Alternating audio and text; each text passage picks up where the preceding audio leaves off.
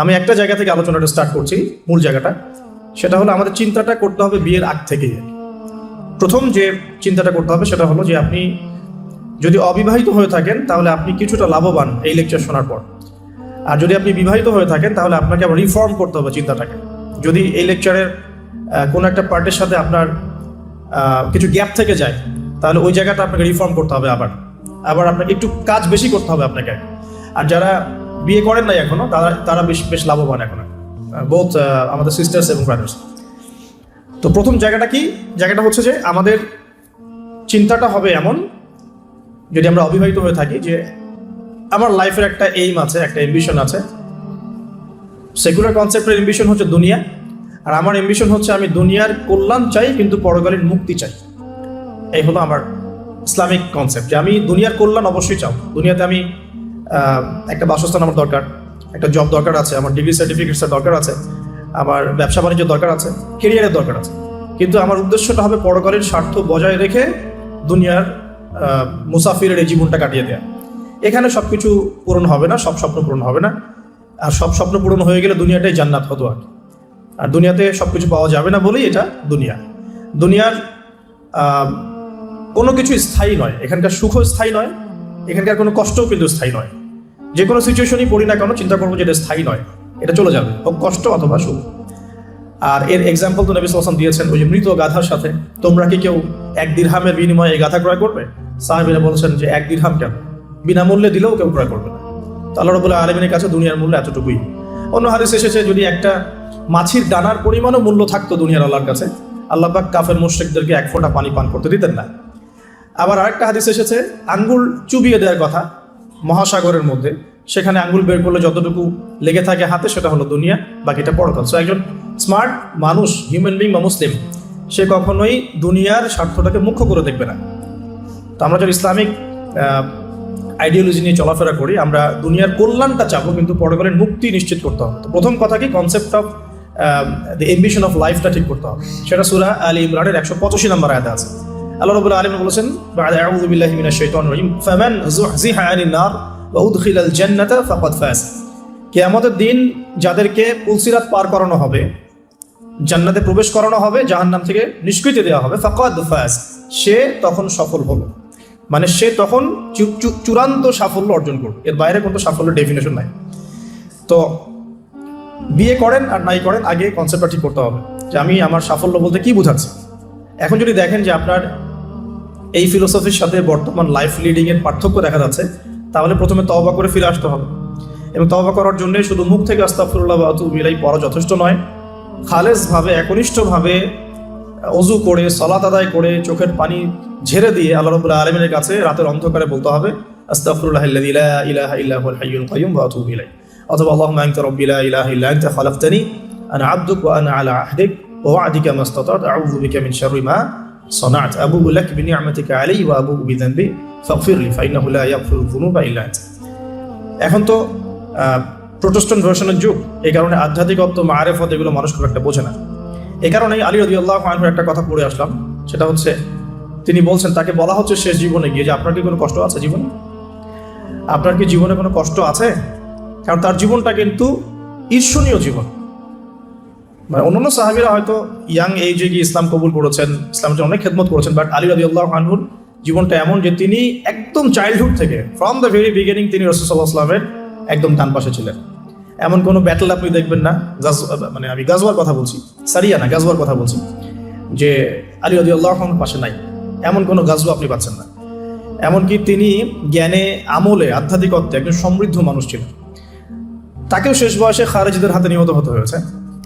তো তাকে বলা হচ্ছে আপনার কি কোনো কষ্ট আছে জীবনে? আলী রাদিয়াল্লাহু আনহু বলছেন যে আমার কষ্ট একটাই, কি, যে আল্লাহ পাক আমাকে যে ইলম দিয়েছেন, রাসূল সাল্লাল্লাহু আলাইহি ওয়াসাল্লামের সোহবতে থেকে আমি যে মারিফত অর্জন করেছি, মানে আধ্যাত্মিকত্ব অর্জন করেছি, এটা বিতরণ করার মতো উপযুক্ত কোনো পাত্র পেলাম না। তো আসুন যেখান থেকে আলোচনা শুরু করেছি ওখানে ফিরে যাই, যে আমরা আমাদের লাইফের এইমটাকে ঠিক করে তওবা করে ফিরে আসবো। তওবা করে ফিরে আসলে পরে শুধু প্রোটেস্ট্যান্ট ভার্সনে মুখে মুখে আস্তাগফিরুল্লাহ পড়াটা যথেষ্ট না, মন থেকে ফিল করতে হবে এবং জীবনের যে পাপগুলো আমি করে এসেছি এগুলোকে রিকভার করতে হবে। যদি আপনি জিনা করে থাকেন ছেড়ে দিয়ে ফিরে আসতে হবে, সারা জীবন আমল করে প্রমাণ করতে হবে যে আপনি আল্লাহ পাকের অনুগত বান্দা। শুধু মুখে বলা যথেষ্ট নয়।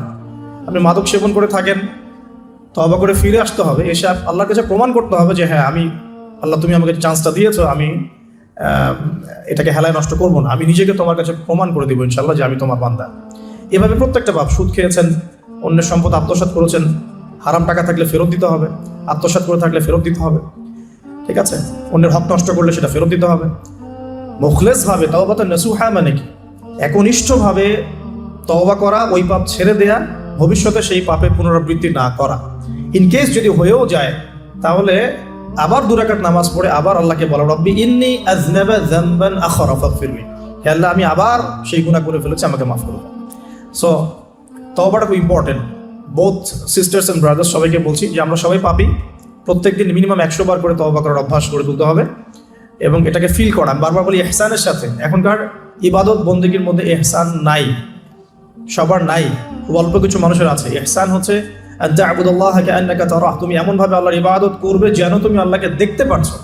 ওয়া ইল্লাম তাকুন তারাহু ফাইন্নাহু ইয়ারাক, তুমি যদি আল্লাহকে দেখতে না পাও, বিশ্বাস রাখবে, জেনে রাখবে যে আল্লাহ পাক তোমাকে দেখছেন। এই মারিফত নিয়ে সবাই ইবাদত করছে না। যদি করতোই তাহলে নামাজ পড়ে বের হয়ে আবার সুদ খেতে পারতো না। যদি মানুষ এটাই করতো তাহলে তাহাজ্জুদ পড়ে আবার সকালবেলা কি গার্লফ্রেন্ড বয়ফ্রেন্ড ডেটিং করতে যেতে পারে নাকি? তো মারিফতের ঘাটতি আছে। আর মারিফত অর্জন হয় কখন? যখন আল্লাহ নূর কলবে আসে। আল্লাহ নূর কখন কলবে আসে? যখন হৃদয়টা পরিচ্ছন্ন হয়। যে হৃদয়ের মধ্যে হিংসা, বিদ্বেষ, অহংকার, পরশ্রী কাতরতা আছে, সেখানে আল্লাহ নূর আসার কোনো প্রশ্নই ওঠে না। যেখানে আল্লাহ নূর নাই, সে আলো দেখবে কিভাবে? সে অন্ধকারের পথ চলবে কিভাবে? সে কিভাবে ঘ্রাণ পাবে? ঘ্রাণ পাওয়ার তো প্রশ্নই ওঠে না, কারণ কলবে তো নূর নাই। আল্লাহ পাক তো সবাইকে সবকিছু দিবেন না। তো এখন আসুন যে আমরা যদি তওবা করে ফিরে আসতে পারি, এখন আমি আমার লাইফটাকে গুছিয়ে নিব। লাইফটা গুছাতে গেলে আমার লাগবে এডুকেশন। এখন আমার এডুকেশন সেক্টর যেটাই হোক, আমাকে ইসলামিক এডুকেশন আবার শিখতে হবে। এর বেসিক যে সিলেবাসটা আছে এটা আমাকে কভার করতে হবে। কিভাবে করবেন এটা আপনার চ্যালেঞ্জ। এটা আপনি মাদ্রাসায় পড়তে পারেন, আপনি ইসলামিক ইউনিভার্সিটিসগুলোতেও পড়তে পারেন, বা আপনার যে সেকুলার ইনস্টিটিউশনে পড়ছেন সেখানে পড়েও প্রাইভেটলি যে কোনোভাবে হোক আপনাকে এটা কভার করতে হবে। এটা আপনার চ্যালেঞ্জ। এটা কিভাবে বাস্তবায়ন করবেন সেটা সিচুয়েশন ডিফার করবে, মানুষের সবার একরকম হবে।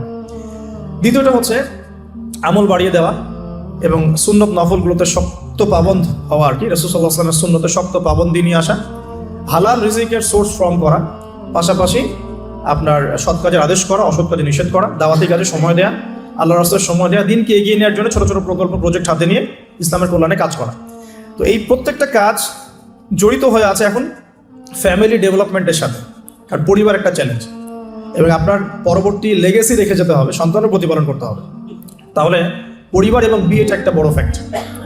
এখন যারা আমরা বিয়ে করি নাই বা করে ফেলেছি, তাদের এখানে একটা চ্যালেঞ্জ আছে, সেটা হলো আপনার পরিবারটাকে জান্নাতি পরিবার রূপে গড়তে হবে। এখন গড়তে হলে কি করতে হবে? ধরেন আমি ধরে নিচ্ছি আপনি বিয়ে করেন নাই। প্রথমত আপনার বিয়ের ক্ষেত্রে কোনো প্রকার ভুল করা যাবে না। বিয়ের ক্ষেত্রে আপনার কোনো রকমের ভুলের কোনো অবকাশ নাই। অবকাশ নাই বলতে বোঝাচ্ছি যে যখন আপনি বিবাহিত নন তখন আপনার কাছে বিয়েটা একটা ফ্যান্টাসি, যে বিয়ে করতে হবে, বিয়ের আলোচনা শুনলে মুখে হাসি চলে আসছে, কিন্তু বাস্তবতা কিন্তু এমন নয়। যদি আপনি ডিসিশন নিতে ভুল করেন, আদর্শ পরিবার গড়াটা খুব ডিফিকাল্ট হবে এবং পরবর্তী লেগেসি সন্তান প্রতিপালন, ইসলামিক প্যারেন্টিংসে অনেক বেগ পেতে হবে আর কি। তো বিয়ের ক্ষেত্রে রাসূল সাল্লাল্লাহু আলাইহি ওয়াসাল্লাম যেটা বলেছেন যে তোমরা অবশ্যই দিনদারিতাকে প্রাধান্য দিবে। এখানে যদি তার সৌন্দর্য থাকে, সে দেখতে সুন্দর হয়, বংশ ভালো হয় এবং অর্থবিত্ত থাকে, এটা তো আপনার নূরুন আলা নূর, আলোর উপরে আলো। যদি এটা নাও হয় তারপরেও আপনাকে দিনদারিতা প্রাধান্য দিয়েই বিয়ে শাদী করতে হবে। এই জায়গায় কোনো রকম কম্প্রোমাইজ করতে যায় না, বা এই ব্যবসায় ভুল করলে আপনি সারা জীবন লস খাবেন না, ঠিক আছে? আর যারা বিয়ে করে ফেলেছেন কিন্তু দিনদারিতার ঘাটতি আছে, তাদের জন্য সবর ছাড়া কোনো অপশন নাই। সবরের মধ্য দিয়ে ঠান্ডা মাথায় স্ত্রীকে বা স্বামীকে ওয়াজ নসিহত করতে করতে করতে, দোয়া করতে করতে, আল্লাহ যদি কোনোদিন হৃদয় বা কলবকে পরিবর্তন করে দেন, ইনশাল্লাহ আপনিও আপনার পরিবারটাকে আদর্শ পরিবার করতে পারবেন ইনশাল্লাহ। আর যদি দেখেন যে নূহ আলাইহিস সালামের মতো ঘটনা ঘটেছে, সুদীর্ঘকাল চেষ্টা করার পরে কোনো ফলাফল আসছে না, তাহলে আপনি আপনার কবরের ফিকির করেন, তারা তাদের কবরের ফিকির করুক, ব্যাস ছেড়ে দেন। ওই যে লাইসা মিন আহলিক, সে তোমার পরিবারের কেউ নয়। কাকে বলা হয়েছে? নূহ আলাইহিস সালামের ছেলেকে বলা হয়েছে। নূহ আলাইহিস সালাম বলছেন যে ছেলে, আমার ছেলে আল্লাহ, সে আমার পরিবারের, তাকে কি মাফ করা যায় কিনা? আল্লাহ পাক বলছেন লাইসা মিন আহলিক, সে তোমার পরিবারের কেউ না। তার নাম ছিল কেনান। এখন ধরে নিলাম যে আপনি বিয়ে করেন নাই, তাহলে আপনার সিদ্ধান্ত হবে এখান থেকে ইসলামিক প্যারেন্টিং করার জন্য আপনাকে দিনদারিতাকে প্রাধান্য দিয়েই স্বামী বা স্ত্রী চুজ করতে হবে। এরপর বাকিগুলো দেখবেন ইনশাআল্লাহ। আমরা দোয়া করি আল্লাহ পাক সবাইকে দিনদার স্বামী এবং স্ত্রী নসিব করুন, আমিন। আর দিনদারিতা কখনোই বাহ্যিক লেবাস পোশাকে বোঝা যায় না। বাহ্যিক লেবাস পোশাকে একটা ধারণা পাওয়া যেতে পারে যে উনি দাঁড়িয়ে রেখেছেন, হয়তো নামাজ পড়েন, নামাজ 5 ওয়াক্ত পড়েন, নামাজি ব্যক্তি, আশা করা যায় ভালো হবেন। তিনি হালাল খাচ্ছেন না হারাম খাচ্ছেন খোঁজ নিতে হবে, তার পরিবারের ব্যাকগ্রাউন্ডটা খোঁজ নিতে হবে, তার বাবা কেমন, তার মা কেমন, তার আপনার শাশুড়ি কেমন, আপনার শ্বশুর কেমন খোঁজ নিতে হবে। কারণ দেখা যায় যে পরিবেশে বড় হয়েছে তার মধ্যে সেই প্রভাবটা থেকে যায়। এ কারণে এর ব্যতিক্রম হতে পারে যে একটা নোংরা পরিবেশে থেকেও তো ইব্রাহিম আলাইহিস সালামের জন্ম হতে পারে, জাহেলি মক্কার মধ্যে থেকেও তো মুহাম্মদ সাল্লাল্লাহু আলাইহি সাল্লামের জন্ম হতে পারে। কিন্তু অ্যাজ ইউজুয়াল একটা কনসেপ্ট হচ্ছে যে পরিবেশে বড় হয় ওই বিষয়গুলো তার মধ্যে কিন্তু থেকে যায়। এটাকে কুফু বলা হয়। বিয়ের ক্ষেত্রে কুফুটা ইম্পর্টেন্ট, আপনারা খেয়াল রাখবেন যাতে করে বিয়ের ক্ষেত্রে ভুলগুলো না হয়, তাহলে সারা জীবন একটা বড় হ্যাসেল পোহাতে হতে পারে। আর বিয়ের পরে ঠিক করে নিব এই কনসেপ্টটাও ঠিক না। বিয়ের পরে ঠিক করে নিব এই কনসেপ্টটাতে গিয়ে অনেকে ভুল করেছে, উল্টা সে নিজেই বিভ্রান্ত হয়ে গেছে বা দাড়ি ছেটে ফেলেছে। স্ত্রীকে তো পর্দা করাতে পারেনি, উল্টো দাড়ি ছেটে ফেলেছে। এরপর আপনার লাইফটা শুরু হবে। বিয়ের সময় অবশ্যই মোহরটা কম করার চেষ্টা করেন, সামর্থ্য অনুযায়ী কম করার চেষ্টা করেন। যদি আপনার সামর্থ্য থাকে 1 কোটি টাকা মোহর দেওয়ার, অবশ্যই দিবেন, সবার তো সামর্থ্য থাকবে না। তাই মোহরের যে বিজনেসটা সমাজ আমরা দেখি, অহেতুক প্রতারণা করা, 20 লাখ 30 লাখ মোহর লিখে ফেলে পরবর্তীতে না দেওয়া, মাফ নিয়ে নেওয়া, এটা চিটিংস, প্রতারণা মেয়েদের সাথে। আর একই সাথে আমরা যে যৌতুকে অভ্যস্ত হয়েছি, এটা একটা গায়রতহীনতার পরিচয়, ব্যক্তিত্বহীনতার পরিচয়। বিয়ের টোটাল কস্ট বিয়ের করবে ছেলের পরিবার। মেয়ের পরিবার যদি খুশি হয়ে কিছু দেয় সেটা নিতে কোনো আপত্তি নেই, খুশি হয়ে উইলিংলি কিছু দিলে নিতে আপত্তি নেই, চাপ প্রয়োগ করা যাবে না, যৌতুক তো বলাই যাবে, টোটালি নিষিদ্ধ, হারাম, ইসলামে টোটালি হারাম। এরপরে লাইফ শুরু হবে। ধরে নিলাম যে আলহামদুলিল্লাহ কাপলের মধ্যে ইসলামিক আন্ডারস্ট্যান্ডিং আছে, এখন তারা পরিবার শুরু করবেন আলহামদুলিল্লাহ। বিয়েটা খুব সহজ করবেন। যে বিয়ে যত বেশি সহজ সেই বিয়েতে তত বেশি বরকত, যে বিয়েতে যত কঠিন, লৌকিকতা বেশি, এটার বরকত তত কম হবে। বিয়ের অনুষ্ঠানগুলোর ক্ষেত্রে কোনো রকম বেপরদামির সুযোগ দিবেন না, যত সহজে ইসলামিকভাবে করে ফেলা যায় করে ফেলবেন। অনেকে দেখা যায় প্রেম করে নিজেরাই কাজী অফিসে গিয়ে বিয়ে করে ফেলছেন, এটার সাথে আমি একমত না। কারণ এখানে সাক্ষীর প্রয়োজন আছে, অভিভাবকের প্রয়োজন আছে, মোহরের প্রয়োজন আছে, কালিমা লা ইলাহা ইল্লাল্লাহর উপস্থিতিতে খুতবার বিয়ের প্রয়োজন আছে। তো এভাবে ম্যারেজগুলো যেগুলো হচ্ছে বেশিরভাগই আমাদেরকে জেনার দিকে নিয়ে যাচ্ছে, এবং দীর্ঘস্থায়ী জেনা, 1 দিন 2 দিন না, বছরের পর বছর থাকছেন জেনা করতেই আছে। তো একটা পয়েন্টস মিস করেছি, একটু টাচ করে দিই, যে বিয়ের আগে নিজেদেরকে পবিত্র করে নিয়ে নাকি, যদি অপবিত্র জীবনেও থাকেন বিয়ের আগেই নিজেকে পবিত্র করে নিয়ে। কারণ এটাই স্বাভাবিক যে একজন পবিত্র সত্তা আরেকজন পবিত্র সত্তাকে পাবে, এটাই স্বাভাবিক। অপবিত্রতা পবিত্রতা কখনো একসাথে হয় না, যদি একসাথে হয়ে যায় তখন বিশ্বযুদ্ধ লেগে যাবে আর কি। কথা বুঝতে পারছেন?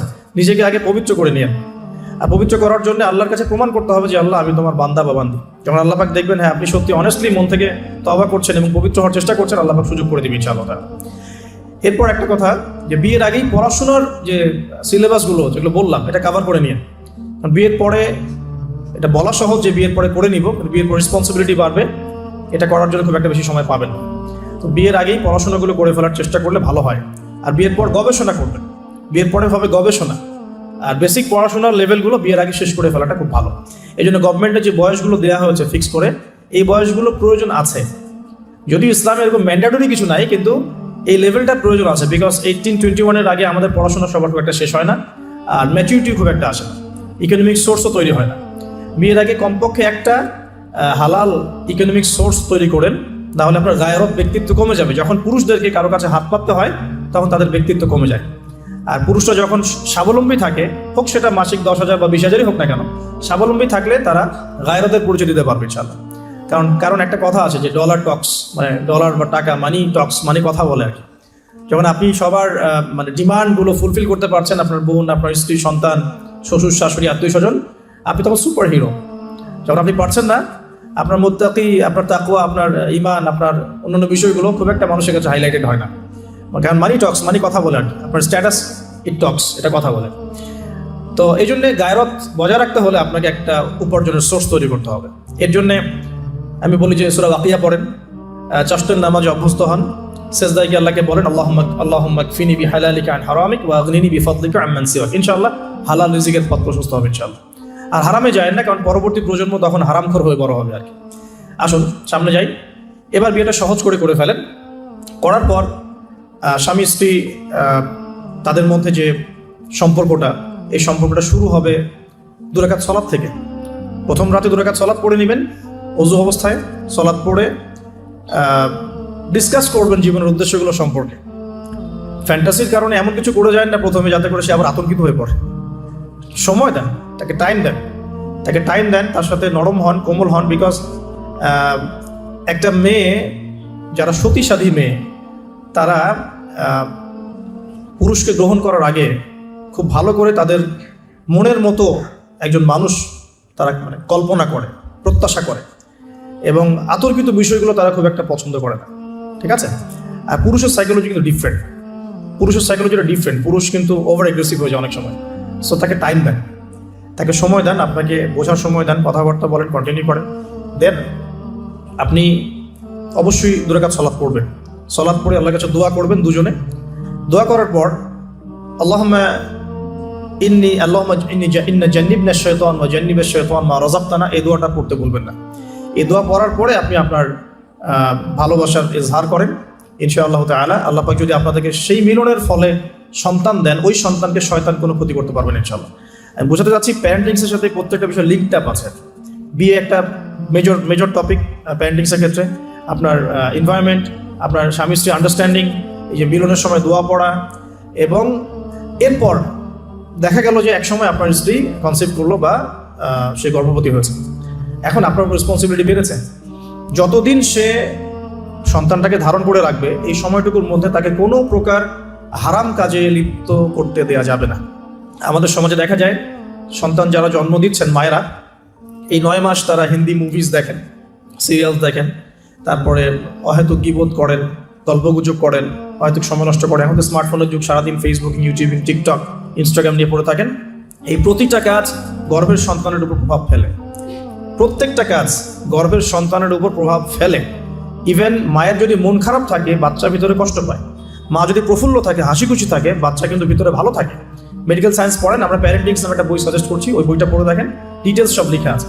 তো মায়ের এখানে সময় কাটানোটা খুব ইম্পর্টেন্ট। কীভাবে আমরা সময় কাটাচ্ছি গর্ভবতী অবস্থায়? এই 9 মাস মায়েদের উচিত বেশি কোরআন তেলাওয়াত করা, আল্লাহর জিকির আজগার করা, নামাজ না ছাড়া, হ্যাঁ, ভালো কিছু দেখা, ভালো কিছু শোনা, যত রকম হারাম এবং কবিরা গুনাহ আছে এগুলো থেকে দূরে থাকার চেষ্টা করা। এরপর ইনশাআল্লাহ সন্তান ভালো হবে। আল্লাহ পাক দোয়া করি সন্তান যেন সুস্থ স্বাবলম্বী হয়। পাশাপাশি মেডিকেল চেকআপসগুলো নিয়মিত করাবেন, কারণ এটা খুব ইম্পর্টেন্ট ফ্যাক্ট। অনেক সময় দেখা যায় যে আমরা মানে পর্দার যেহেতু একটা বিধান আছে, তো পর্দার বিধান পালন করতে গিয়ে আমরা দেখা যায় আলট্রা করাবো না, আমরা এই ডাক্তারের কাছে নিব না, হ্যাঁ, আমরা নর্মাল করাবো, বাসায় করাবো, হসপিটালে নিব না, কিছু ওভার এগ্রেসিভ থিঙ্কিংস চলে আসে। পর্দা করবো, তাহলে মহিলা ডাক্তার দেখাতে হবে, আলট্রা খুঁজে বের করতে হবে, কে আলট্রা মহিলা ডক্টর আছে আলট্রা করতে পারে, খুঁজে বের করতে হবে, ক্লিনিক সেভাবে পরিবেশ তৈরি করতে হবে। এই জন্য আমি বলি, মানে আমার একটা স্বপ্ন আছে যে ঢাকা শহরে একটা ভালো ক্লিনিক আর হসপিটাল করা, যেখানে সব কিছু ইসলামিকভাবে চলবে। মানে এটা দরকার আছে। আপনারা যদি আমরা ফেস করেছি তো আমরা বুঝতে পারি, দরকার আছে। একটা হসপিটালে যান, দেখবেন পরিবেশ এনভায়রনমেন্ট ইসলামিক না। আপনার স্ত্রীর অ্যানাস্থেসিয়া করছে একজন পুরুষ ডক্টর, সিজার করবে, অ্যানাস্থেসিয়ার প্রয়োজন আছে, একটা পুরুষ ডক্টর এসে অ্যানাস্থেসিয়া পুশ করছে, তখন তো পর্দা যাচ্ছে গা, পর্দা চলে গেল। যদিও বা অনেকে ফতোয়া দিতে পারেন যে এই সব জায়গায় বা এই ধরনের ক্ষেত্রে হয়তো এটা জায়েজ হতেও পারে, অনেকে ফতোয়া টানতে পারেন, কিন্তু এখানে কিন্তু এই সুযোগটা দেওয়ার ফলে কি হয়েছে যে অনেক সময় রোগীরা হ্যারাসমেন্টের শিকারও হয়েছে, সেক্সুয়াল হ্যারাসমেন্টের শিকারও কিন্তু হয়েছে, এটাও কিন্তু বাস্তব। তো এই জন্য ইসলামিক এনভায়রনমেন্টের দরকার আছে। খুঁজে বের করতে হবে ইসলামিক ডক্টর কে আছেন, যিনি শরীয়ত বোঝেন, মহিলা ডক্টর কারা আছেন, অ্যানাস্থেসিয়া মহিলা কারা আছে, বা আলট্রা করতে পারে মহিলা কারা আছে, খুঁজে বের করে মেডিকেল চেকআপ নিয়মিত করতে হবে। আর নর্মাল ডেলিভারি ইসলামের বিধান ঠিকই, ইসলাম এভাবেই চলেছে, সিজার এসেছে অনেক পরে, এবং এই ব্যাপারে শেষ জামানার হাদিসও আছে, আমি একটা লেকচারে বলেছিলাম। তবে কিছু কিছু ক্ষেত্রে সিজারের প্রয়োজন হতে পারে, ডক্টররা ভালো বুঝতে পারবেন। তবে এখানে দেখা যায় সাইকোলজিক্যালি অনেক সময় ডক্টররা কি করেন, রোগীদের সাথে একটু সাইকোলজিক্যাল টর্চার শুরু করেন আর কি, ভয় দেখানোর একটা প্রবণতা দেখা যায়। পরে আমরা বলি আচ্ছা ঠিক আছে করে ফেলেন। তো এখানে একটা বিজনেস জড়িত আছে, আপনারা ভালো করেই জানেন এখানে একটা বিজনেস জড়িত আছে। আর যখন একটা মায়ের একটা সিজার হয়ে যায়, পরবর্তী বাচ্চাগুলো কিন্তু নর্মাল হওয়া খুব ডিফিকাল্ট, এবং তার সারা জীবন একটা হ্যাসেল তাকে পোহাতে হয়। যাদের হয়েছে তারা জানে। তো আর নর্মাল হলে আপনি যে আমাদের আগে দাদি নানি দেখবেন 11টা বাচ্চা, আমার নানির 11টা বাচ্চা, 12টা বাচ্চা আমার নানির, আর এক নানির আমার 11টা বাচ্চা, সব নর্মাল, কোনো সমস্যা হয়নি। তারা কিন্তু ফ্রেশ খাবার খেতেন, ভালো এনভায়রনমেন্টে থাকতেন, কায়িক পরিশ্রম করতেন, তারা ফিজিক্যালি স্ট্রং ছিলেন। এখনকার মেয়েরা এমন না, ফিজিক্যাল স্ট্রাকচার দুর্বল, কায়িক পরিশ্রম কম, ফুড হ্যাবিট ভালো না, ঠিক আছে, ফুড হ্যাবিটটা টোটালি অন ইসলামিক, ঘুমের ঠিক নাই, খাবার ঠিক নাই, হ্যাঁ, এক্সারসাইজ নাই, অনেক কিছুই নাই। দেখবে তারা ফিজিক্যালি উইক, মেন্টালি উইক, তখন দেখা সিজারের প্রয়োজন হয়, নর্মাল ডেলিভারি করতে পারে না। এই জায়গায় ডিফার করবে আমাদের ক্ষেত্রে। আমরা চেষ্টা করব যে আমাদের মানে পরিবারকে ভালো খাবার খাওয়াতে, ভালো রুটিনে চলতে এবং ভালো মেডিকেল চেক আপ করাতে, যাতে করে নর্মালি হয়। দেখবেন বাইরের বিশ্বের কান্ট্রিগুলোর মধ্যে কিন্তু খুবই কম সিজার হয়, খুব কম। কানাডায় দেখেন, আমেরিকা দেখেন, ব্রিটেনে দেখেন, জার্মানিতে দেখেন, ফ্রান্সে দেখেন, খুবই কম সিজার হয়। যদি জটিলতা খুব বেশি দেখা যায় তখন তারা সিজার করতে চায়, এর আগে কিন্তু করতে চায় না। তাদের প্রযুক্তি অনেক ভালো, অনেক প্রযুক্তি আছে। আমরা কেন এই জায়গায় মানে এভাবে একটা জুলুমের শিকার হচ্ছে, এটা আমাদের ভাবা উচিত। এবং আমার মনে হয় যে ইসলামিক এনভায়রনমেন্টের এই যে আপনার মেডিকেল সেক্টরগুলো গড়ে তোলা উচিত। এখানে যাদের সামর্থ্য আছে তাদের এইসব প্রজেক্টে হাত দিয়ে যেতে পারে। আল্লাহ পাক আমাদেরকে তৌফিক দান করুন। তো এরপরে যখন সন্তান হয়ে যাবে, প্রথম কি কাজ? প্রথম কাজই দেখবে সন্তান হওয়ার পরেই তাকে নিয়ে হইহুল্লাহ শুরু হয়, হ্যাঁ, টানা হেঁচড়া, এটা ওইটা, কি বলবো, অপারেশন থিয়েটারে অহেতুক কথাবার্তাগুলো হয়। এই কথাগুলো সন্তানের কানে প্রবেশ করে। অথচ সুন্নাহ হচ্ছে সন্তান হয়ে গেলে তাকে নিয়ে আল্লাহর কাছে দোয়া করা। দোয়া করার পর তার কানে আল্লাহু আকবার, আল্লাহু আকবার, আশহাদু আল্লা ইলাহা ইল্লাল্লাহ, আমরা যে আযান দিই আশহাদু আন্না মুহাম্মাদুর রাসূলুল্লাহ, এটা কানের মধ্যে শোনানো। এটা একটা সুন্নাহ, গুরুত্বপূর্ণ সুন্নাহ। তারপর তাকে তাহনিক করা উচিত। তাহনিক তো আমরা উঠেই গেছে সমাজ থেকে, তাহনিক আবার কি জিনিস? ডক্টররা তাহনিক শুনলে আটকে উঠবে। তাহনিক হচ্ছে যে কোনো আলেম, কোনো বুজুর্গ, যিনি পরহেজগার, আল্লাহওয়ালা, মারেফাতওয়ালা মানুষ, তিনি খেজুর বা কোনো মিষ্টি জাতীয় মধু, খেজুর, এই টাইপের কিছু চিবিয়ে বাচ্চার জিহ্বার মধ্যে একটু খালি লাগিয়ে দিবে, এটা তাহনিক সুন্নাহ।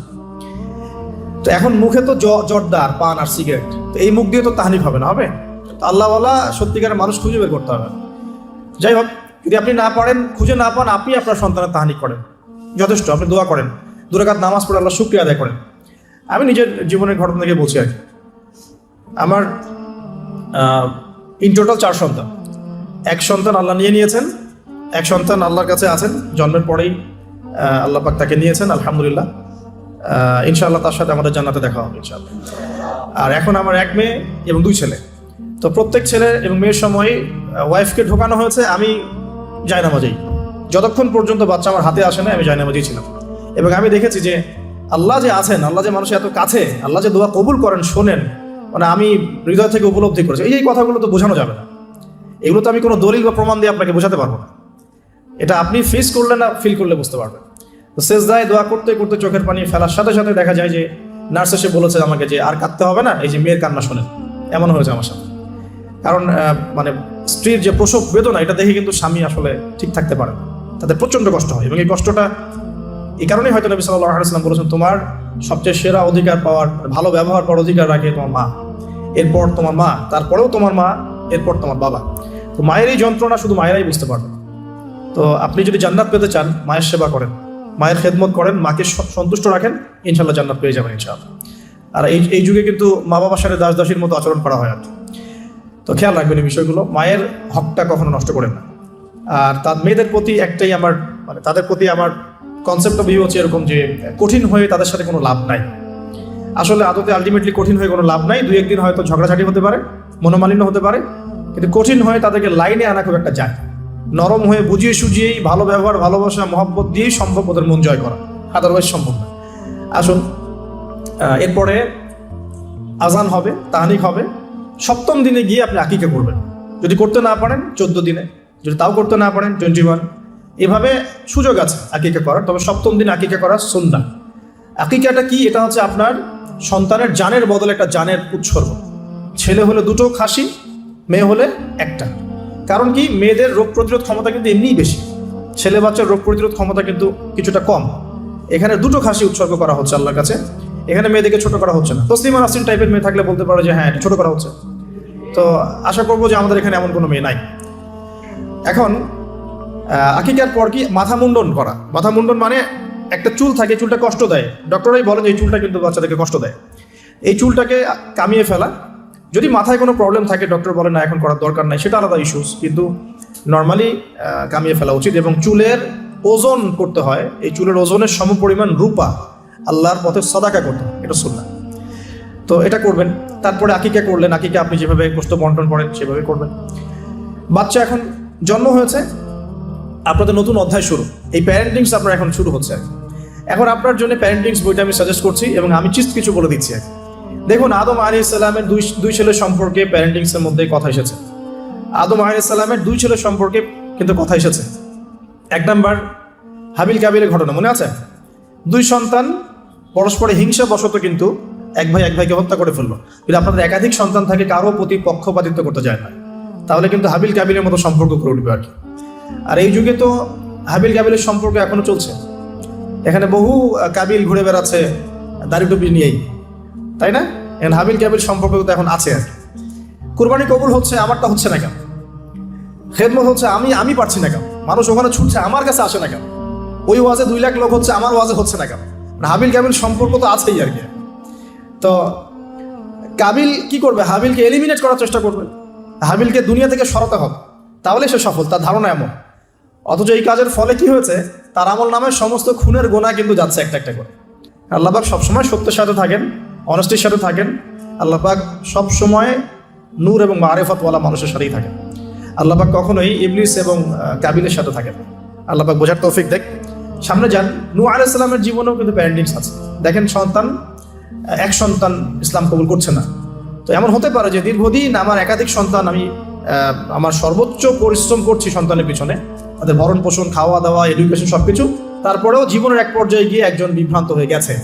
এটা হতে পারে, এটারও সুযোগ আছে। এতে আপনি দোষী হবেন না ইনশাআল্লাহ, কারণ আপনি আপনার চেষ্টাটা অব্যাহত রেখেছিলেন।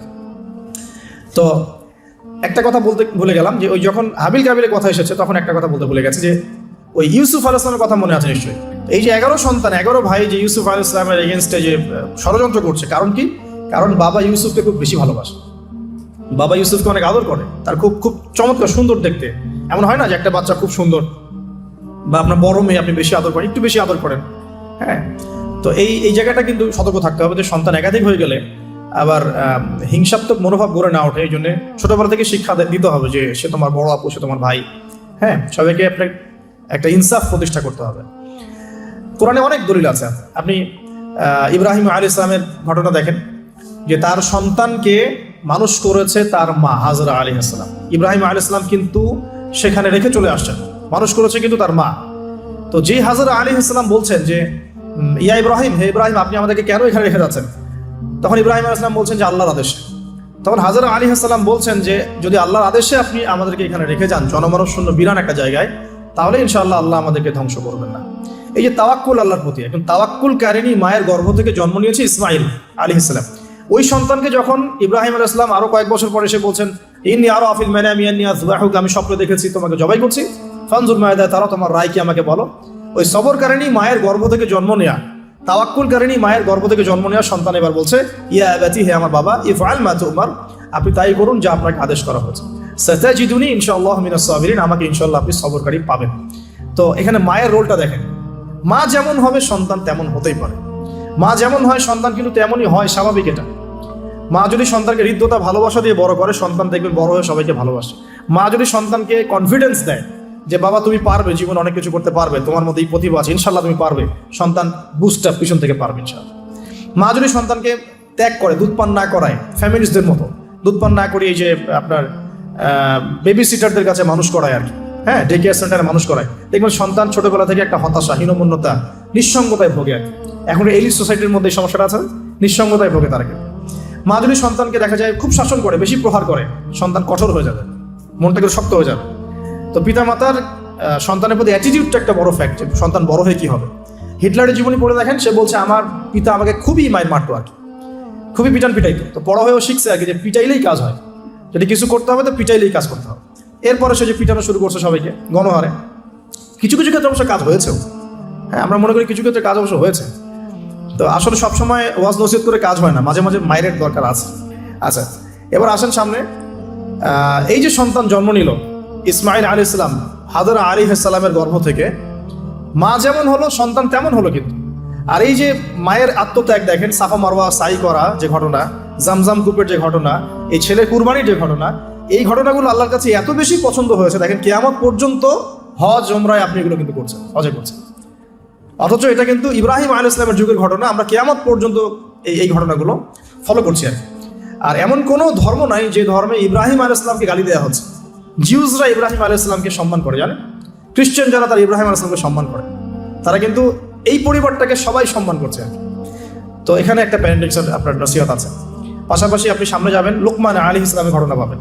এটা সূরা লুকমানের এখানে দেয়া আছে, ওয়ালাকাদ আতাইনা লুকমানের হিকমা আন ইশকুরু লিল্লাহ, এখান থেকে নিয়ে শুরু করে একদম আমি আয়াত নাম্বারটা বলে দিই। আয়াত নাম্বার 12 থেকে নিয়ে আপনার এই যে 19-20 পর্যন্ত এই পুরো আয়াতগুলোর মধ্যে লুকমান আলাইহিস সালামের অনেকগুলো নসিহত আছে। সন্তানকে কাছে বসিয়ে তিনি বলছেন, হে আমার সন্তান, আল্লাহর সাথে কাউকে শরীক করো না, লা তুশরিক বিল্লাহ ইন্নাশ শিরকা লাযুলমুন আযীম, ওয়া ওয়াসাইনা আল ইনসানা বিওয়ালিদাইহি হুসনা। মানুষের সাথে ভালো আচরণ করো, তোমার পিতামাতার সাথে ভালো আচরণ করো। তোমার পিতামাতা যদি তোমাকে শিরক করতে বলে তখন তাদের ফালা তুতিউহুমা, তাদের আনুগত্য করো না। আল্লাহ তিনি আরো শিখাচ্ছেন যে ছোট্ট কোনো বিষয় তুমি আল্লাহ থেকে লুকাতে পারবে না, আল্লাহ সব সামনে নিয়ে আসবেন। ইয়া বুনাইয়া আকিমিস সালাহ, সালাত কায়েম করো, ওয়া আমুর বিল মা'রুফ, সৎ কাজের আদেশ করো, ওয়ানহা আনিল মুনকার, অসৎ কাজে নিষেধ করো, ওয়াসবির আলা মা আসাবাক, তোমার উপরে যে বাধা বিপত্তিগুলো আসবে সেগুলোতে সবর করো। উচ্চ স্বরে চিৎকার চেঁচামেচি করো না, কারণ গাধার স্বর উচ্চ স্বর হয়, চেঁচামেচি করে। এরকম প্রায় এখানে 10টা থেকে 15টা নসিহত আপনি পাবেন। চিস্ট করে বলে দিলাম যে লুকমান আলাইহিস সালাম তার সন্তানকে যা শিক্ষা দিয়েছেন এটা প্যারেন্টিংসের জন্য যথেষ্ট। আপনি সন্তানকে শিক্ষা দিবেন শিরকের শিক্ষা, আপনি আল্লাহকে চিনতে শেখাবেন, রাসূলকে চিনতে শেখাবেন, কোরআনের সাথে সম্পর্ক করে দিবেন, হ্যাঁ, 5 ওয়াক্ত নামাজে অভ্যস্ত করবেন, পাবন্দি করবেন, ইসলামিক পরিবেশ বাসায় বজায় রাখবেন, তালিম হবে, ইসলামিক কালচার রাখবেন। যদি বাচ্চা বিনোদন পছন্দ করে ইসলামিক বিনোদন দিবেন, তাকে সময় দিবেন, তার সাথে কথা বলবেন, তার সাথে গল্প করবেন। তো এখন দেখেন কোরআনে এমন অনেক কিছুই আছে। লুকমান আলাইহিস সালামের কথাই বলেন, আপনি ইব্রাহিম আলাইহিস সালামের কথাই বলেন, আদম আলাইহিস সালাম, নূহ আলাইহিস সালাম থেকে শুরু করে প্রত্যেক নবী রসুলের জীবনেই দেখবেন আপনি প্যারেন্টিংসের একটা খোরাক পাবেন। ইভেন আমাদের নবী মুহাম্মদ সাল্লাল্লাহু আলাইহি ওয়াসাল্লামের ক্ষেত্রে দেখেন। আচ্ছা, এখানে যাওয়ার আগে এখানে আসি যে এই যে ঈসা আলাইহিস সালামের মা মারিয়াম আলাইহিস সালাম, তিনি কি পবিত্র ছিলেন না? দেখেন আল্লাহ পাক এমন সন্তান দিয়েছেন, সন্তানও পবিত্র। ঈসা আলাইহিস সালাম কি আল্লাহর হুকুমে মৃতকে জীবিত করে ফেলছেন না? আল্লাহর হুকুমে মানুষের সেবা করছেন, চিকিৎসা করছেন, তাকে রূহুল কুদুস সহযোগিতা করছে না? এবং তিনি এমন একজন সত্তা যিনি আবার মসিহুদ দাজ্জালকে হত্যা করবেন। তাকে আল্লাহ পাক কত বড় একটা মাকাম দিয়েছেন। তার মা পবিত্র ছিলেন, পবিত্র মায়ের সন্তান। দেখেন নবী সাল্লাল্লাহু আলাইহি ওয়াসাল্লামের ক্ষেত্রে কি হয়েছে, তিনি মা এবং বাবার সঙ্গ খুব বেশি পাননি, কিন্তু তার আশপাশের মানুষ যারা ছিল আর কি, তার চাচা, তার দাদা, তারা সব সময় নবী সাল্লাল্লাহু আলাইহি ওয়াসাল্লামকে প্রচন্ড ভালোবাসতেন, প্রশংসা করতেন। কাবা ঘরে নিয়ে কোলে নিয়ে বসে বলতেন, আমার ছেলে একদিন, আমার এই নাতি, আমার এই ঔরস থেকে, আমার এই বংশধর ইনশাআল্লাহ একদিন নেতা হবে, তার দাদা বলতেন বারবার। দেখেন নবী সাল্লাল্লাহু আলাইহি ওয়াসাল্লাম ছোটবেলা থেকে এই শিক্ষাগুলো, এই ভালোবাসাগুলো পেয়েছেন। ছোটবেলায় তাকে বেদুইনদের কাছে রাখা হয়েছে, মরুতে দৌড়িয়েছেন, খেলেছেন, হাড়হাড্ডি শক্ত হওয়ার জন্য, ফিজিক্যালি স্ট্রং হওয়ার জন্য। ভাষা শিখিয়েছেন নবী সাল্লাল্লাহু আলাইহি ওয়াসাল্লামকে ছোটবেলায়, ওই দুধমা হালিমার ওখানে তিনি ভাষা শিখছেন, আরবি ভাষা, বিশুদ্ধ ভাষা। তো ছোটবেলা থেকে নবী সাল্লাল্লাহু আলাইহি ওয়াসাল্লামকে যারা ভালোবাসতেন, খেয়াল করে দেখেন নবী সাল্লাল্লাহু আলাইহি ওয়াসাল্লামও বড় হয়ে সবাইকে ভালোবাসেন। এতিমের পাশে দাঁড়ান, বিধবার পাশে দাঁড়ান, মিসকিনের খোঁজ নেন। আমি বোঝাতে চাচ্ছি যে সন্তান সেটাই শিখবে যেটা পিতামাতা তাকে ছোটবেলা শিখাবে। আপনি যে এনভায়রনমেন্টটা দিবেন সেই এনভায়রনমেন্টেই তার কৈশোর যৌবন করে উঠবে। সাহাবীদের জীবনী দেখেন, তাবিঈন জীবনী দেখেন, সালফে সালেহিন জীবনী দেখেন, ইমাম বুখারী, ইমাম আবু হানিফা, শাফিঈ, আহমদ বিন হাম্বল, ইমাম মালিক, তাদের জীবনীগুলো দেখেন। তাদের পিতামাতার বিশাল সাপোর্ট ছিল তাদের এই জায়গায় আসার পিছনে। ঠিক আছে, তাদেরকে কখনো চিন্তা করতে হয় না এই দুনিয়া নিয়ে। দুনিয়ার পুরো বিষয়গুলো পিতামাতাই সেট করে দিয়েছেন। তোমরা খালি দিনের জ্ঞান অর্জন করো, দিনের খেদমত করো, ফকিহ হও, মুহাদ্দিস হও, দিনকে এগিয়ে নাও। ওদেরকে টেনশন ফ্রি করে দেয়, বাকি পরিশ্রম আমরা করবো ইনশাআল্লাহ, সমস্যা নেই। পরবর্তী প্রজন্মকে ইসলামের জন্য তৈরি করতে হলে আমাদেরকে পরিশ্রম করতে হবে এবং তাদেরকে একটা সিকিউর সাউন্ড মাইন্ড দিতে হবে যে তোমার কাজ এইগুলোই। এটা কিভাবে? এখন আসুন শুরুতে ছোটবেলায় যে বাচ্চা হয়ে গেছে, আমি শেষ করে দিচ্ছি আর 15 মিনিটের মধ্যে।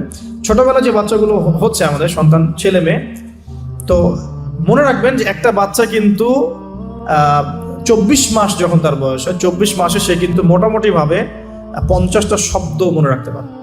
যখন তার বয়স 3 বছর হবে তখন কিন্তু মোটামুটি 200 শব্দ সে মনে রাখতে পারে। এভাবে যখন গ্র্যাজুয়ালি বাড়ে, আপনার বাচ্চার বয়স যখন 5 বছর হয়েছে, সে একই সাথে 2-3টা ভাষার শব্দ মনে রাখতে পারবে। ঠিক আছে, 5 বছর বয়সে বা 6 বছর বয়সে একটা বাচ্চা কিন্তু প্রায় 1500 থেকে 2000, কোনো কোনো ক্ষেত্রে 2500 শব্দ পর্যন্ত তার মাথায় মেমোরাইজ করতে পারে ছোটবেলায়। এখন আমরা ওই সময়টাতে কি করছি? আমরা ওই সময় বাচ্চা কাচ্চাগুলোকে শেখাই হাট্টিমা টিম শেখাই, ওই যে মাঠে পারে ডিম শেখায়, Jack and Jill, went up the hill, এগুলো শেখাই, হাম্পি টাম্পি স্যাটার্ন ওয়াল, এগুলো শেখাই। এগুলো শিখে ওদের মাথার যে কি বলবো যে উর্বর যে একটা মস্তিষ্ক আমরা নষ্ট করে ফেলি। ইভেন মারা বাচ্চাদেরকে ঘুম পাড়ায়, হিন্দি সং বলে ঘুম পাড়াচ্ছে, হ্যাঁ, হয়তো খোকা ঘুমালো, পাড়া জুড়ালো, বর্গি এলো দেশে, এগুলো বলে ঘুম পাড়াচ্ছে। এখানে সূরা পড়ে আপনি ঘুম পাড়াতে পারতেন, আপনি এখানে কিন্তু কি বলবো কোরআন তেলাওয়াত করতে করতে ঘুম পাড়াতে পারতেন, বা ইসলামিক যদি কিছু বলতেই হতো ইসলামিক কোনো নাশিদ বলে ঘুম পাড়াতে পারতেন।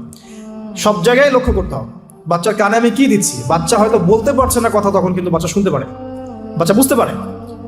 বাচ্চা আপনাকে দেখে, পরিচিত ফেস দেখে বাচ্চা হাসে কেন? কারণ সে বুঝতে পারে, সে চিনতে পারে যে হ্যাঁ তিনি আমার কাছের কেউ। মাকে কেমন করে বাচ্চা চেনে? কিভাবে মায়ের গায়ের গন্ধে বাচ্চার কান্না থেমে যায়? এগুলো কি আল্লাহ পাকের আধ্যাত্মিকত্ব, মারিফত নয়, পরিচয় নয়? তো এগুলো খেয়াল রাখতে হবে। মায়েরা যখন বাচ্চাকে প্রতিপালন করবেন, ব্রেস্ট ফিডিং এর আগে বিসমিল্লাহ বলতে হবে। সে তো বিসমিল্লাহ বলতে পারছে না, আপনাকে বিসমিল্লাহ বলতে হবে। হ্যাঁ, তাকে ঘুম পাড়াবেন ইসলামিক নাশিদের মধ্য দিয়ে, অথবা সূরা তেলাওয়াতের মধ্য দিয়ে, কেরাতের মধ্য দিয়ে, সূরা ইখলাস পড়ে ঘুম পাড়াবেন।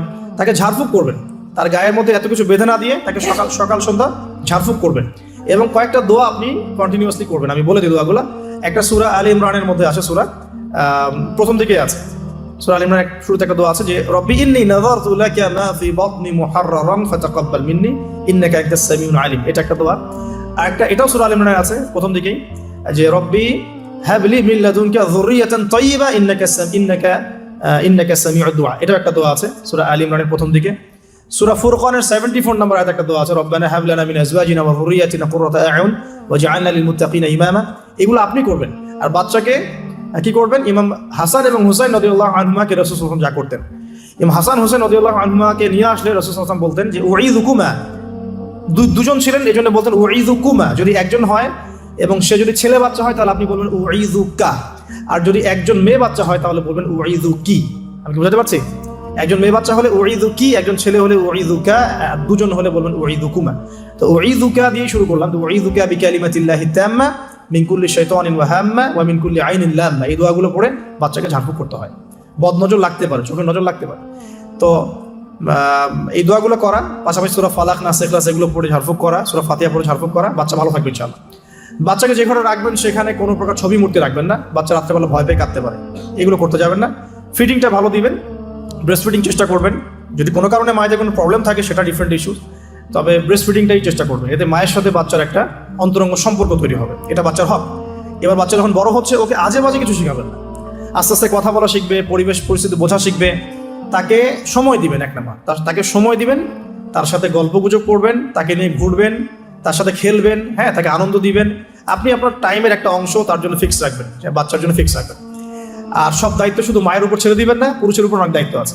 এবার গ্র্যাজুয়ালি সে বড় হবে, পিতার সময় পিতার হকটা যেন পিতার থেকে পায়, মায়ের হকটা মায়ের থেকে পায়। এবার শিক্ষার কথা আসবে। ওকে এমন জায়গায় পড়াবেন না যেখানে পড়ালে তার কচি আত্মাটা নষ্ট হয়ে যায়। ফার্স্ট অফ অল পরিবারের পরিবেশ ঠিক করলাম। এখন ওকে যদি বাইরে পাঠাচ্ছি, আমি বাইরে এখন কোথায় পাঠাচ্ছি? আমি তাকে বাইরে যদি এমন জায়গায় পাঠাই যেখানে গেলে তার কচি আত্মাটা নষ্ট হয়ে যাবে, সে সেক্সুয়াল হ্যারাসমেন্টের শিকার হবে, সে ফ্রি মিক্সিং শিখবে, সে হাম্পি ডাম্পি এসব শিখবে, অন ইসলামিক কালচার অভ্যস্ত হবে। হ্যাঁ, এমন হয়ে যাবে আমার বাচ্চা লাইলাতুল কদর চিনে না, 31st নাইট চিনে, তারপর তো সমস্যা। তাহলে ওকে আমাকে পড়াশোনার ক্ষেত্রে এমন এনভায়রনমেন্ট দিতে হবে যে এনভায়রনমেন্টটাতে সে দুনিয়ার জ্ঞানগুলো অর্জন করতে পারে, পাশাপাশি পরকালীন জ্ঞান অর্জন করতে পারে। আল্লাহকে চেনে, রাসূলকে চেনে, কোরআনকে চেনে, হাদিস সুন্নাহ এগুলো যেন চেনে এবং জানে। এই জন্য ইনস্টিটিউশন কোথায়, প্রশ্ন হচ্ছে এটা। এখন যদি থাকে আলহামদুলিল্লাহ, খুব ভালো। যদি না থাকে, আমাদের পরবর্তী প্রজন্মকে বাঁচানোর স্বার্থে হলেও আমাদেরকে এরকম প্রতিষ্ঠান গড়ে তুলতে হবে। কারণ যেগুলো আছে সেগুলোকে আপনি চেঞ্জ করতে পারছেন না। যদি মাদ্রাসা দিয়ে দেন, ম্যাক্সিমাম মাদ্রাসা একমুখী শিক্ষা দিয়ে দিচ্ছে, কম্বাইন্ড এডুকেশন এখানে খুব একটা পাওয়া যাচ্ছে না। যেটা পাওয়া যায় সেটা প্রয়োজনের তুলনায় নিতান্তই কম। যারা ওয়ার্ল্ড ডিল করেন তারা বুঝতে পারবেন। আবার সেকুলার জায়গায় দিয়ে দিলে কি হবে? সে তো ইসলাম থেকে টোটালি ডিটাচড হয়ে গেল। তো প্রতিষ্ঠানের রিফর্ম করতে হবে, অথবা নতুন করে গড়ে তোলার চেষ্টা করতে হবে, বা সিলেবাসের পরিবর্তন আনার চেষ্টা করতে হবে। এরপর যখন সে কৈশোরে যাবে, দেখবেন শৈশবের বীজটা ভালো ছিল, কৈশোরে ইনশাল্লাহ আপনার বাচ্চা টিকটক প্রজন্মের মতো হবে না ইনশাল্লাহ। কিশোর গ্যাংয়ে যোগ দিবে না ইনশাল্লাহ। ওই যে 8, 9, 10 পরে সিগারেট খাবে না ইনশাল্লাহ। 8, 9, 10 মেয়েরা তো অনেকে জেনা করে সতীত্ব নষ্ট করে ফেলছে না, এখন এরকম হবে না ইনশাল্লাহ। একটা পয়েন্ট বলতে ভুলে গেছে, মেয়ে বাচ্চা যদি হয়ে যায়, শুরু থেকেই পর্দা শেখাতে হবে। বড় হয়ে পর্দা করবে এই কনসেপ্টে যায় না, ফ্রম ভেরি বিগিনিং তাকে পর্দা শেখাতে হবে। এবং তার ব্যাপারে খুব বেশি সতর্ক থাকতে হবে। কারণ কাছের মানুষদেরকে দিয়েই মেয়েরা কিন্তু এখন সেক্সুয়াল হ্যারাসমেন্টের শিকার হচ্ছে, চাচার দ্বারা হচ্ছে, কাজিনের দ্বারা হচ্ছে, মামা দুলা ভাই ইত্যাদির দ্বারা হচ্ছে। সো এগুলো বাসার মধ্যে অ্যালাউ করবেন না। আমি তো বলি যে মেয়ে বাচ্চাকে কার কোলে তুলে দিচ্ছেন সেটা তো সতর্ক থাকতে হবে। কার কোলে বাচ্চাকে তুলে দিচ্ছে, কারণ ম্যাক্সিমাম মানুষই তো পর্নোগ্রাফিতে আসক্ত না এখন। ওর কাছে তো বাচ্চা কিছুই না, বাচ্চা মানে ওর কাছে একটা বস্তু, ও তো বাচ্চাকে পেলেও রেপ করে রেখে দিবে একেবারে। এটা হচ্ছে না অ্যাভেলেবল এখন। সো বাচ্চা মেয়েদের ক্ষেত্রে আরো বেশি সতর্ক থাকতে হবে। প্রয়োজনে মহিলাদের স্বতন্ত্র মাদ্রাসা গড়ে তুলে সেখানে আপনার মেয়েকে পড়াশোনা করান এবং আপনার স্ত্রীকে সেই মাদ্রাসায় দায়িত্ব দেন। আপনার স্ত্রীকে সেখানে কাজে ইনভলভ করেন যেন সে মনিটর করতে পারে। আর সিসি ক্যামেরার কোনো বিকল্প নাই, থাকতেই হবে এখন। এখন এই যুগ চলছে আর কি, সিসি ক্যামেরার কোনো বিকল্প নাই, রাখতে হচ্ছে। ঠিক আছে? তো বাসায় কাদেরকে এক্সেস দিচ্ছেন, কাকে দিচ্ছেন না, পুরো বিষয়গুলো ঠান্ডা মাথায় ডিল করে আপনাকে আগাতে হবে। মেয়ে বাচ্চার ক্ষেত্রে অতিরিক্ত সতর্কতার কথা আমি বলছি। আর ছেলে বাচ্চার ক্ষেত্রে সতর্ক থাকবো কেন? বাইরের পরিবেশ তো আর আমার বাড়ির মতো না। বাইরের পরিবেশে গিয়ে যখন দেখবে যে মিথ্যা বলে কিছু আছে, প্রতারণা বলে কিছু আছে, ওকে কেউ ধমক দিচ্ছে, কেউ তাকে সেক্সুয়ালি টাচ করছে, ব্যাড টাচ গুড টাচ, ও বোঝার ক্ষমতা কিন্তু ওর আছে কোনটা ব্যাড টাচ কোনটা গুড টাচ। এখন ও তো ভিতর থেকে ডিস্ট্রয়েড হয়ে যাবে। তখন কি হবে? এখানে সলিউশনটা কি হতে পারে? আপনাকে অ্যাজ এ ফ্রেন্ড জগৎটা থেকে বুঝাতে হবে যে বাবা মা আসলে জগতে ভালো মানুষও আছে, পচা মানুষও কিন্তু আছে। ভালো কাজ যেমন আমরা যেমন নামাজ পড়ি, আমরা যেমন এইগুলো ভালো কাজ করি, পচা কাজও মানুষ করে। মানুষ কিন্তু এই করে। বাচ্চা কিন্তু প্রশ্ন করবে, বাবা এটা কেন, ওটা কেন, আব্বু এটা কেন, ওইটা কেন। সব প্রশ্নের উত্তর আপনাকে দিতে হবে। সব প্রশ্নের উত্তর দেওয়ার মতো আপনার ধৈর্য থাকতে হবে। কারণ আপনার ডিউটিটা কিন্তু বাইরে শেষ না, জব সেক্টরে ডিউটি শেষ না। বাসায় ঢুকবেন, ডিউটি শুরু হবে। বাসায় ঢোকার পর ডিউটি শুরু হবে। মেয়ে প্রশ্ন করবে, মেয়েকে নিয়ে ঘুরবেন, কথা বলবেন, তাকে জগৎ চিনাবেন। হ্যাঁ, আমার মেয়ে আমাকে বলছিল যে বাবা আমরা যে এরকম করে কাপড় পরি, ওই মেয়েগুলো যে কাপড় পরে নাই, কি অ্যান্সার দিব আমি? তো বললাম যে আম্মু আসলে তাদের বাবা মা মনে হয় তাদেরকে এভাবে শিখায় নাই। আমরা যেমন তোমাদেরকে শিখাইছি তাদের বাবা মা শিখায় নাই। ও মসজিদে যেতে খুব পছন্দ করে, তো মসজিদে যখনই যাই নিয়ে যান, আপনারাও নিয়ে যাবেন। আর আমাদের সমাজে তো মসজিদে নিয়ে গেলে ধমক দেয়, হ্যাঁ, ডিস্টার্ব হয়। আর টার্কির মতো জায়গায় দেখবেন, টার্কিতে মসজিদে ঢুকলে চকলেট দেয়, গিফট দেয়। নববীতেও এখন নবী হারামেও ছেলেমেয়েরা দৌড়াদৌড়ি করে খেলে বেড়ায়, মানুষ নামাজ পড়ছে, কোনো সমস্যা নেই। নামাজ আমার এতই দুর্বল যে একটা বাচ্চার দৌড়াদৌড়িতে আমার নামাজ ছুটে যাবে? আশ্চর্য কথা। হাসান হোসেন রাদিয়াল্লাহু আনহু মসজিদে দৌড়াতেন, খেলতেন। রাসূল সাল্লাল্লাহু আলাইহি ওয়াসাল্লাম খুতবা থামিয়ে দিয়ে তাদেরকে কোলে নিয়ে এসে আবার খুতবা দিয়েছেন। সেজদা করতেন তিনি, পিঠের মধ্যে ইমাম হাসান ইমাম হোসেন রাদিয়াল্লাহু আনহুম তারা উঠে বসতেন। তিনি সেজদা লম্বা করতেন যাতে তাদের ডিস্টার্ব না হয় খেলাধুলা। আজান হয়ে গেছে, আমি গুটিয়ে নিচ্ছি যে প্রিয় ভাইরা, বাসার এনভায়রনমেন্টটা ঠিক করতে হবে। পাশাপাশি বাইরে যখন আমি পড়াবো, আমাকে পড়ার উপযুক্ত এনভায়রনমেন্ট দিতে হবে।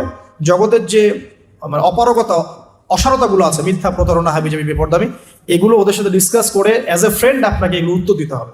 তারপরে সে কৈশোরে গেলে ইনশাল্লাহ বিভ্রান্ত হবে না। তাকে ফিজিক্যালি শেষ করে দিয়ে 2 মিনিট তাকে ফিজিক্যালি স্ট্রং করার চেষ্টা করবেন। তার খাবার যেন মানে নিউট্রিয়াস খাবার সে পায় সেটা ইনশিওর করবেন। তার বাসায় যেন এডিকশনে না পড়ে, স্মার্টফোন, ল্যাপটপস, এই যে এইগুলো কার্টুনস, এগুলো এডিকশনে না পড়ে খেয়াল রাখবেন। ইসলামিক এনভায়রনমেন্ট তৈরি করেন, প্রয়োজনে ইসলামিক কার্টুনস দেখান, হ্যাঁ, ইসলামিক কালচারে বড় করেন। পিতামাতার মধ্যে সম্পর্কটা যেন হৃদ্যতার ভালোবাসার থাকে, এটা খেয়াল রাখেন। কারণ এগুলো বাচ্চা ফলো করবে যে আপনি কীভাবে আপনি ওয়াইফের সাথে কথা বলেন, কীভাবে আপনি ডিল করেন। নামাজে গেলে বাচ্চাকে নিয়ে যান, ইসলামিক কনফারেন্সগুলোতে বাচ্চাকে নিয়ে আসবেন। মানে প্রতিটা ক্ষেত্রে ওকে ইনভলভ করতে হবে আর কি। এভাবে আস্তে আস্তে যখন সে দেখবেন টিনেজে চলে গেছে, তখন সে ভালো মন্দ নিজেই বোঝা শিখবে। এরপর ইনশাআল্লাহ তাআলা দেখবেন ওই বাচ্চা ছোটবেলায় দেখবেন তার হিপস কমপ্লিট হয়ে গেছে, মাশাআল্লাহ, ভালো ইনস্টিটিউশনে পড়েছে, সে হাদিসের ইবারত পড়তে পারে, হাদিস বোঝে, বাংলা, ইংরেজি, অঙ্ক, সায়েন্স সবই বোঝে। সে কিন্তু ডিনামাইট হবে ইনশাআল্লাহ। তারপর তাকে লাইফের অ্যাম্বিশন শেখাতে হবে। তোমার লাইফের রিজিকের টেনশন তোমাকে করতে হবে না।